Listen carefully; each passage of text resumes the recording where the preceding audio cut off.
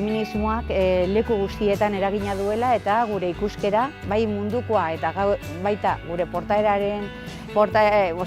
egunerokotasunean izugarrizko eragina duela. Eta beraz, bai ematen dudan irakasgaietan eta baita nire ikasleekin dudan harremanetan konturatzen naiz nire esperientzia feministak izugarrizko garrantzia duela. Eta beraz, bai pentsakera ekonomikoa aztertzen dugunean ikusi dugu normalean kanpoan geratu direla izugarrizko jarduera garrantzitsuak, emakumeak betetzen dituztenak, eta gero beste aldetik bai ikasleekin ikusten dudana da rol banaketa handia dagoela ondino.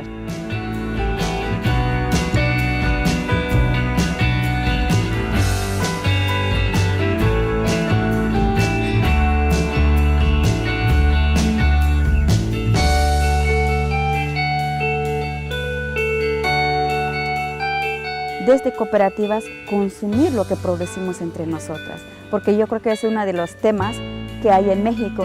El consumismo también ha sido bastante devastador para los pueblos, para nuestras comunidades.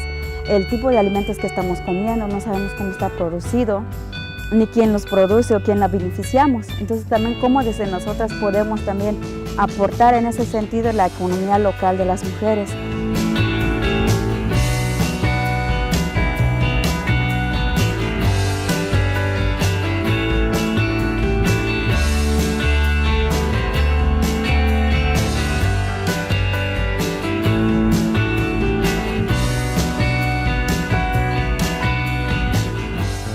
Zer dan konsumo konstiente eta eraldatzaile bat egitea?